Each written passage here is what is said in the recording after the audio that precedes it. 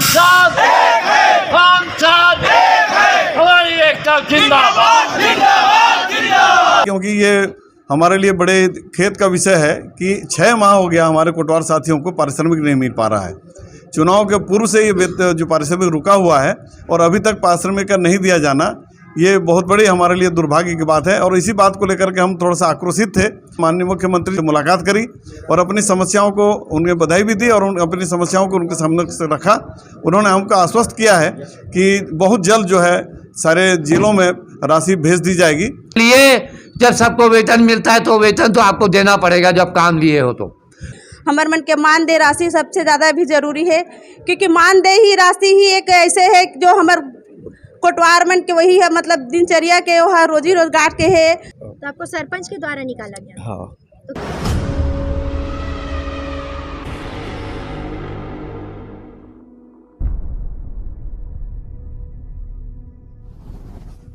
जय जोहार संगवारी हो, आपने देखा था न्यूज़ 72। मैं हूं सौरभ नायक। जैसे कि आप लोग देख रहे हैं, कोटवार संघ का आज बहुत बड़ा प्रदर्शन होने वाला था पर किसी कारणवश वो स्थगित हो गया। तो आइए हम सीधा बात करते हैं वहाँ के जो पदाधिकारी हैं, किन कारणों से ये जो धरना है उन्होंने वापस ले लिया। आइए सीधा बात करते हैं। यहाँ पर हमारे से कुछ पदाधिकारी हैं। सर, परिचय बताइए पहले।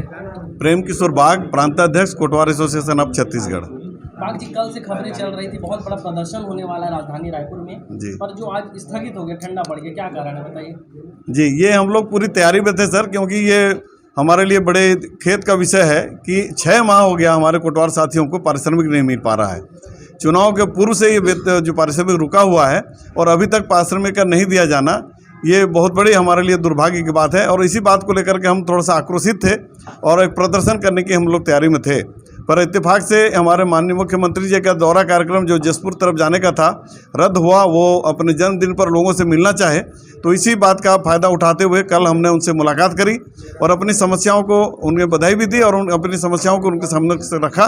उन्होंने हमको आश्वस्त किया है कि बहुत जल्द जो है सारे जिलों में राशि भेज दी जाएगी और आने वाले सप्ताह में, जो मार्च महीने के प्रथम सप्ताह में, कोटवारों को रुका हुआ पारिश्रमिक भी मिल जाएगा और अभी फरवरी का वेतन भी उनको मिल जाएगा, ऐसा उन्होंने आश्वस्त किया है। तो इस कारण से हमने ये समय उनको दिया है और इस कारण से हमने जो प्रदर्शन करने का निर्णय था वापस लेते हुए हमने आज बैठक की हमने तैयारी की है। तो बाकी बैठक भी चल रही है, किन बातों को लेकर ये बैठक हो रही है? हमारी प्रमुख 2-3 जरूरी और ज्वलनशील मुद्दे हैं जिसको हमने शासन के समक्ष रखा था पिछले शासन के समय में, पर हम लोग उपेक्षित हुए क्योंकि हमारी मूल समस्याओं का समाधान नहीं हो पाया।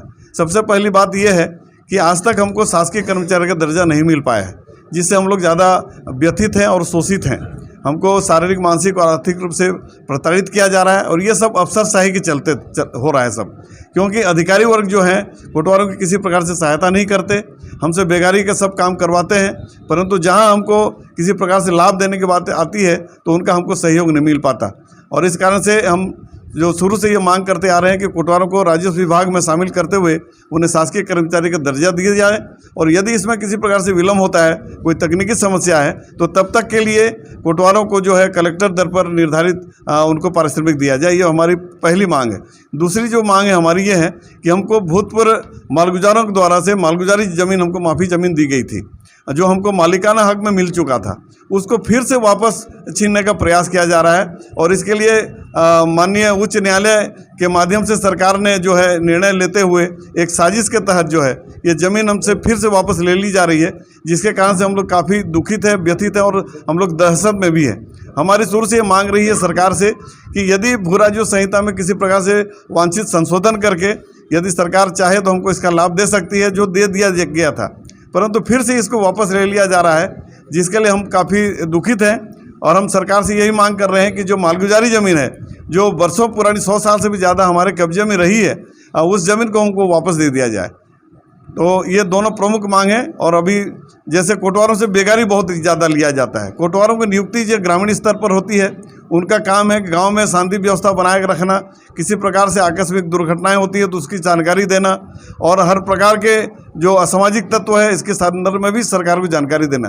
पर इसके अलावा जो है वो निचले स्तर के जो अधिकारी हैं वो लगातार कोटवारों को तहसील में बुला करके कई प्रकार के उनसे काम, झाड़ू पोका लगवाना, पुकार लगवाना, नोटिस तामील करवाना और अनेक प्रकार के जो दूसरे विभाग के काम करवाए जा रहे हैं, जिससे हम लोग काफ़ी ज़्यादा शोषित हो रहे हैं। तो इन सब बेगारी प्रथा को बंद करने के लिए हमने निवेदन किया था।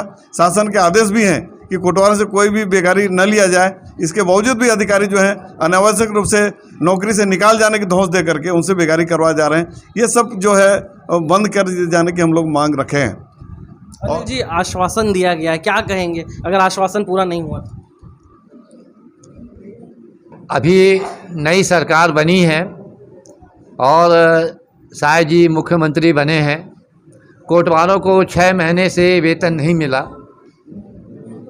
पिछली सरकार में जो मुख्यमंत्री थे भूपेश बघेल जी कोटवारों को ठोस आश्वासन दिए थे सम्मेलन में, और 5 साल तक कोटवार इंतज़ार किए, लेकिन उसके बाद भी मुख्यमंत्री की घोषणाओं पर अमल नहीं हुआ। और इसके अलावा भी कोटवारों को अभी 6 महीने से वेतन नहीं मिला है। हर कर्मचारी को 1 तारीख को तनख्वाह मिल जाती है। हमारे कोटवार को 100 रुपये प्रतिदिन और 200 रुपये प्रतिदिन, उससे ज़्यादा नहीं मिलता। 3000 से लेकर 6000 तक मिलता है, वो भी 6 महीने से नहीं मिला है। यह बड़ा खेद का विषय है। और इसमें से 4 महीने का जो वेतन है वो भूपेश बघेल जी के कार्यकाल का रुका हुआ है, और बाद में विधानसभा चुनाव हुआ, उसके बाद भी ये काम कर रहे हैं साथियों। तो इस स्थिति में हड़ताल करने का जो निर्णय लिया गया था कि 1 दिवसीय हड़ताल किया जाएगा। और सबसे बड़ी बात है कि जो व्यक्ति कानून व्यवस्था बनाने की जिम्मेदारी करता है और चुनाव में पुलिस का काम करता है, हमने ना कलेक्टर से अनुमति लिया इस हड़ताल के लिए, ना शासन को कोई नोटिस दिया, और सीधा हम हड़ताल में उतर गए। क्योंकि वेतन के लिए जब सबको वेतन मिलता है तो वेतन तो आपको देना पड़ेगा जब काम लिए हो तो। और अचानक जो है जानकारी में आया कि इस मुख्यमंत्री महोदय का जन्मदिन है, तो हमने कहा कि 22 तारीख को हमारी हड़ताल है। एक बार मुखिया के नॉलेज में भी लाना चाहिए यदि अवसर मिला है। हमने साहब जी से कल भेंट की और उन्होंने कहा, तत्काल निर्देश दिया कि इनको जो है फरवरी माह से लेके पूरा 6 माह का रुका हुआ जो है आवंटन तत्काल दिया जाए, और इनके वेतन का भुगतान जो है 10 मार्च तक कर दिया जाएगा।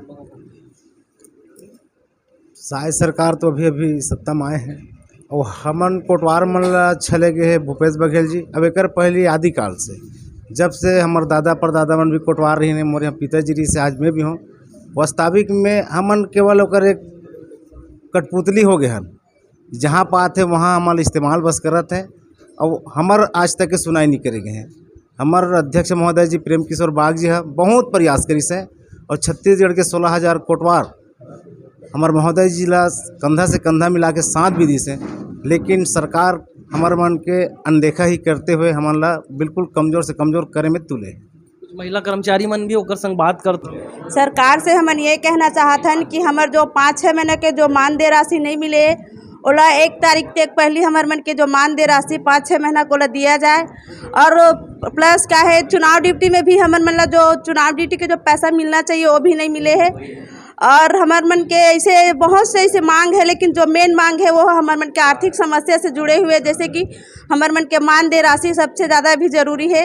क्योंकि मानदेय ही राशि ही एक ऐसे है जो हमारे कोटवार मन के वही है, मतलब दिनचर्या के वो है, रोजी रोजगार के है। और ओकर अलावा हमन ला कोई काम तो है मिलना नहीं है, कबर ओकरे भरोसा में ही हुई 3,000 के ही मतलब बजट के अनुसार ही हमन ला अपन घर गृहस्थी चलाना थे। और ओमा भी सरकार हस्तक्षेप करत है कि ओला नहीं देते, 5-6 महीना हो गए। एक से मैं अपन छत्तीसगढ़ के सरकार से अनुरोध करत हूँ कि हमारे मन के 5-6 महीना की राशि है, मानदेय राशि है, ओला देने की आर्थिक कृपा करें। हमारे साथ महिला कर्मचारी मन रहे जो बता रहे सरकार के आश्वासन है, तो फिर किसी विषय ला लेके हमन कोटवार संघ के पदाधिकारी मन से चर्चा में जोड़ूं। आप मन देखते रहो न्यूज़ 72। आपका परिचय बता दीजिए। संतोष दास मालिकपुरी, ग्राम सगनी में रहते हैं, बलौदी खुर्द का कोटवारी का। क्या कारण था जिसके लिए आपको नौकरी से हटा दिया गया है? वो सरपंच का दबाव में आया, और 2 किलोमीटर दूर में मैं गाँव में रहता हूँ सगनी में, बलौदी खुर्द का कोटवारी करता हूँ। मेरा 3 पीढ़ी हो गया करते करते। और सरपंच और एक आदमी बस चाहता है कि गांव का आदमी चाहिए करके, बाकी सब गांव के आदमी मेरे पक्ष में है। तो मतलब आपको गांव के निवासी नहीं है करके हाँ। निकाला गया है। हाँ, दूसरे गांव का है करके। तो उसके पहले आपके कितने पीढ़ी वहाँ पे कोटवारी किए गए हैं? मेरा करके तीसरा पीढ़ी हो गया, मेरा भी 2.5 साल हो गए नौकरी करते हुए। अच्छा, तो आपको सरपंच के द्वारा निकाला गया? हाँ, तो क्या कहेंगे सरकार से इसके लिए? अब सरकार से यही कहेंगे कि अपना पीढ़ी दर चलते आ रहा है, उसको देखते हुए उसका परिवार को ही मान्यता दे, प्राथमिकता।